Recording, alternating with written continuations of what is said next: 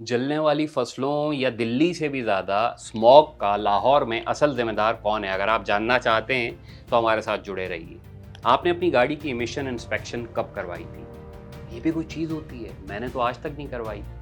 America और बरतानिया किस्म के मुल्कों में सालाना बुनियाद पर गाड़ियों का ये चेकअप लाजमी है। इसी की बुनियाद पे आपका लाइसेंस रिन्यू होता है और उधर शनाख्ती कार्ड नहीं होता, लाइसेंस ही आपका शनाख्ती कार्ड होता है। तो अगर गाड़ी माहौलियाती लिहाज से फिट नहीं, कोई धुएं किस्म की चीज़ मार रही है, तो आप सोसाइटी में रहने की शनाख्त रखने ही के अहल नहीं होंगे।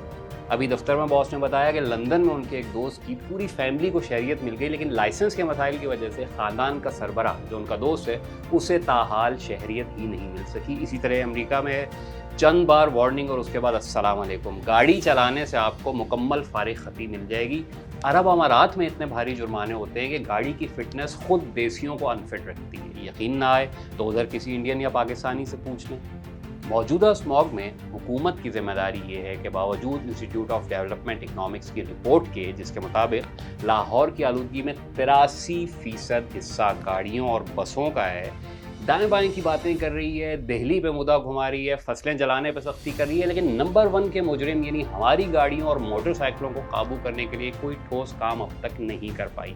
मोटरसाइकिल गरीब की सवारी है बाबा, वो कितना धुआं मचाती होगी। इंडिपेंडेंट उर्दू से वाबस्ता सहाफ़ी सज्जाद अजहर साहब ने गुज़िश्ता दिनों फूड एंड एग्रीकल्चर ऑर्गेनाइजेशन की एक 2019 में मुरतब करदा रिपोर्ट मेंशन की, जिसके मुताबिक पाकिस्तान में 40 लाख से ज़ायद गाड़ियाँ और 2 करोड़ 40 लाख से ज़ायद मोटरसाइकिलें हैं। यानी पिछले 5 बरस में पाकिस्तान ने 73 अरब डॉलर की पेट्रोलियम मसनूआत दरामद की, तो उनमें से 15 अरब डॉलर का तेल उन मोटरसाइकिलों में इस्तेमाल हुआ और जिनका ट्रांसपोर्ट से होने वाली आलूदगी में हिस्सा बनता है 69%। गाड़ियों और जीपों का 23% हिस्सा है। अब एक रोला और है, और वो है हमारा पेट्रोल। दुनिया पूरी जो है वो यूरो 5 पे शिफ्ट हो गई है, जिसे हम हाई ऑक्टेन कहते हैं। हम कहाँ हैं? यूरो 2 पे।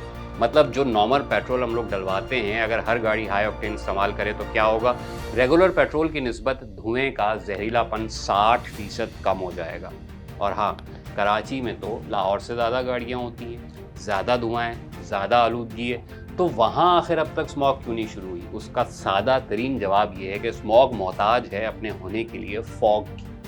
जो इलाके फॉग प्रूवन है, यानी जिन इलाकों में सुबह के वक्त हवा में पानी के बुखारात यानी धुंध होगी, उन्हीं इलाकों की आलूदगी के पार्टिकल्स पानी के उन ज़र्रात पे सवार हो जाएंगे और स्मॉग की शक्ल में आपको हमको परेशान करते रहेंगे। लाहौर दिल्ली वाली बेल्ट जो कि फॉग का मौसम हमेशा से रखती है, इसलिए यहाँ स्मॉग भी होती है।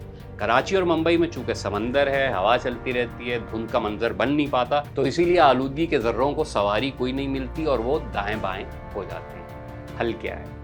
पानी के छिड़काव वाली गाड़ियाँ तो बिल्कुल भी हल नहीं है। ना ही छोटी मोटी किस्म की ज़राई पाबंदियों से स्मॉग पे काबू पाया जा सकता है। बड़े कदम उठाना होंगे। पेट्रोल सिर्फ हाई ऑक्टेन मिले, हर गाड़ी की साल में 2 बार एमिशन इंस्पेक्शन हो और खिलाफ वर्जी पर लाइसेंस मुअत्तली के साथ भारी तरीन जुर्माने हो, पब्लिक ट्रांसपोर्ट का नेटवर्क वसी तरीन हो और साइकिल चलाने के लिए हर जगह अलग ट्रैक बना के अवाम में साइकिलें मुफ्त या आसान इक़साम में बेदरेग बांटी जाएं, तो अगले 5 साल में वाज़ेह फ़र्क नज़र आना शुरू हो सकता है, वरना हर साल मौजूदा बरस से कई गुना भारी होगा। याद रहे, अब ये नविश्ते दीवार नहीं है, रोज़े रोशन है, जिसे हर सुबह धुएं में से तुलू होके हमारा मुंह चिढ़ाना हो।